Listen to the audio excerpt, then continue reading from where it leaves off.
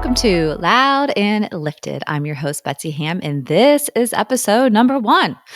I am so excited to finally get this launched. If you are hearing this, this means that it's real and it's finally out and running. It's been a long time coming. Launching a podcast takes way more time and effort than I ever imagined, but I'm happy that we're finally hitting the ground running. So, with episode number 1, I wanted to take a little bit of a different approach. Typically, this podcast will feature conversations with guests. However, with episode number 1, I wanted to take a minute and I wanted to introduce myself and I wanted to tell you a little bit more about why I wanted to do this and what you can expect on future episodes. So let's get started. I am a mom of 2 teenage daughters who are 17 and 14. So, yes, fun times, raising them with my husband. And I've always been a working mom. I spent the first 15 years of my career at Hershey Entertainment and Resorts in various marketing roles. So, obviously, big corporate world where our job was to get people to the sweetest place on earth. I left Hershey about 8 years ago and I took a job with Duck Donuts. If you're not familiar, Duck Donuts is an international donut franchise where they do made to order donuts. And when I first started at Duck 8 years ago, it was founder led and they were just getting started. It was very small, sort of mom and pop feel, just looking to grow and expand. And I had the opportunity to, at first, work really closely with the founder to help grow and scale the business. The last 4 years that I was at Duck, I was actually the CEO, which was an amazing opportunity to grow and scale a brand literally across the globe. So I left Duck in January, and with that, we had almost 200 locations open. And when I left, this now gave me the opportunity to have the time to finally launch this podcast. So through my 20 plus year career, I've experienced a lot as a woman in the workplace and even in leadership. If we go back to the very beginning of my career at Hershey, I was fortunate enough at the very beginning to have a boss who was a VP of marketing who was a woman. Now, at the time, she was the only executive VP level woman at the company. Luckily, that has changed through the years. There's a lot more women in leadership at Hershey, but at the time, she was the pioneer and she was the trailblazer. And I obviously, as an early 20-year-old woman, looked up to her and realized that she was it, right? She was the only one representing women's perspective at the table. And what was amazing about her is that she took her role very seriously as an executive woman back in the day when there wasn't that many, and she created women's groups within the organization where we had a lot of professional development opportunities. We got to meet other women across the company and just really focus on that professional growth, gave us some tools and resources that we would need in order to succeed as women in the workplace. So that really meant a lot to me and stuck with me. And to this day, she is one of my mentors. And I'm very excited to say she will be one of our guests on an upcoming episode where we'll get to hear more from someone who, again, was really a pioneer in supporting women and helping them grow in the workplace 20 some years ago.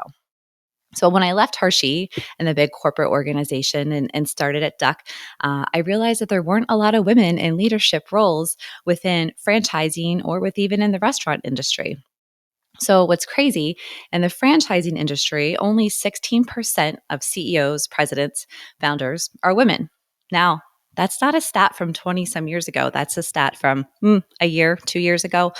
So it's crazy when you go to conferences and you realize at that leadership level, there aren't a lot of women. I had the opportunity to have a lot of exposure within the industry because I was a CEO and I was a woman, and I spent a lot of time doing podcasts and talking at different events because I found it really important to capitalize on the opportunity that I maybe had a bit louder of a voice being a woman in the industry.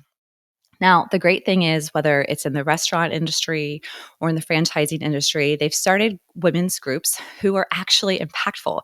In the restaurant leadership and franchising, there's groups that give women a voice. They put on amazing conferences and are really helping to acknowledge the fact that we need to have more women in those executive roles. So I love that, and I completely support that. And, I also think about the fact that we're just on the heels of International Women's History Month, Women's Day. And as I'm sure you all saw, there are a lot of posts about supporting women and women in leadership. And it's very cheerleader y and very rah rah, which is great. It's great to see that optimism and that excitement around women in the workplace. However, the problem is it needs to be more than one day and it needs to be more than 1 month. And while it's really great to talk to post about it, we need to actually do something about it. And we need to have actions and behaviors that align with supporting women. Because one thing I found through my career is that women don't support other women. We talk about the glass ceiling and we talk about the boys club, and we'll just pause right there and acknowledge that the boys club is real. It is definitely exists. It is very strong. And I can't even be mad about that because at the end of the day, men have found a way to support each other. And maybe sometimes they're too loyal. And it certainly sucks when you're on the outside of that circle or that club. But it exists. And the reality is, we don't have a girls' club. And it's funny, when I first started talking about wanting to launch this podcast, probably years ago at this point, I wanted to call it There Is No Girls Club because there isn't.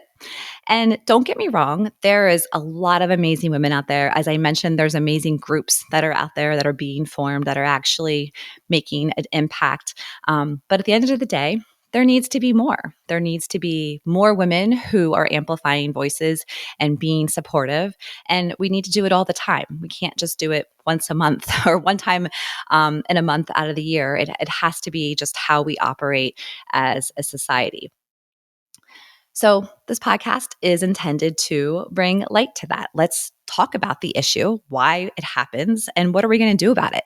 How do we make it better? How do we treat each other better? How do we lift each other up and amplify that support? This isn't intended to be a bitch fest, although I'm sure there'll be a little bit of that. But we want to talk about the good. We want to talk about the bad. We're going to probably talk about the ugly. And then let's talk about how we can hold each other accountable to just do better. Now, I know what you're thinking. This isn't just a podcast for women. Men, this is important for you too. And you may be thinking, well, why? But you all have women you care about.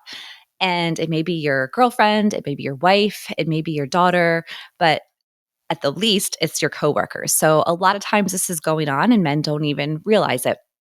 And it's been very interesting as I've talked to about this topic to men.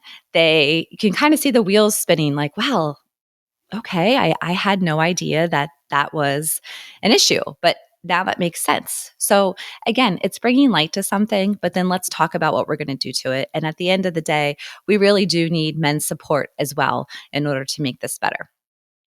As I mentioned, I have high school teenage daughters, and you see that mean girl behavior at a young age. I always go back to the fact that when my oldest was 4 and was in preschool, she started to be sort of attacked by somebody who had that mean girl behavior at 4. I remember being so upset about the fact that it started so young. So let's talk about that and let's give our young girls the ability to be able to know how to handle that because let's be honest, there's going to be mean people your entire life, guys, girls, doesn't matter. But how do you deal with that? And for those who turn into the mean girls or boys, how do we eliminate that behavior or at least lessen that behavior for the next generation? Because the reality is, my girls are not too far away from entering the workforce. And my goal is to not only help the current generation, but also their generation. Like, let's leave them a workplace that is more optimistic and positive and supportive than we found it several years ago. And I think the other thing that we'll talk about moving forward is women not supporting each other isn't just in the workplace. That's, primarily what we'll be discussing on this podcast, but it's happening in other groups. It happens with stay-at-home moms. It happens online. It even happens in so-called friend circles or maybe even within your family. So again, let's talk about that and how we can do better and how we can rise above. I think we all know a lot of the mean girl or the women not supporting each other behavior is tied back to confidence. And of course, a lack of confidence, which leads to jealousy, which leads to the bad behavior. So we're going to discuss that. I've just read a great book about confidence, and I'm hoping that we can have the authors on an upcoming episode. So, speaking of episodes, since it won't be me just talking at you, what can you expect on the upcoming episodes? Some of our content will include women overcoming barriers in male dominated industries, the importance of mentorship and how to find one. I am a huge advocate of mentors, so we'll talk a lot about that. Strategies for building a powerful network of women, the lack of support starting at a young age, we just talked about, and speaking up and owning your own power. One thing I think you'll hear a lot about is the circles. And as I mentioned, not only is your circle who you work with in your professional circle, but who is in your friend circle. I have been lucky enough to have not only an amazing group of friends, but I have an amazing group or two, maybe three actually, of professional friends. Some are women that I worked with years ago and still keep in contact. And we are such a great group of being supportive and cheering for each other, even to this day. And even though we all don't work together. So you need to find those circles. And if you don't have one, then let's talk about the strategies to build one because you need that support. So, our guest lineup is exciting. We'll be talking to CEOs of large companies. We're going to talk to small business owners. We're going to we're going to talk to women who started their own business, women just getting started, women who help build our confidence. And I may even be brave and have my teenage daughters on. And let's talk about that teenage drama and mean girl behavior that we see. So there's my introduction, or maybe we'll call it a commercial for what's to come on the upcoming episodes. Episodes will be released twice a month, and you can follow us on Instagram. And of course, subscribe at YouTube and any place that you listen to podcast. I am so excited to kick this off. Let's turn up the volume on real support, real stories, and real change, and let's get loud and lifted.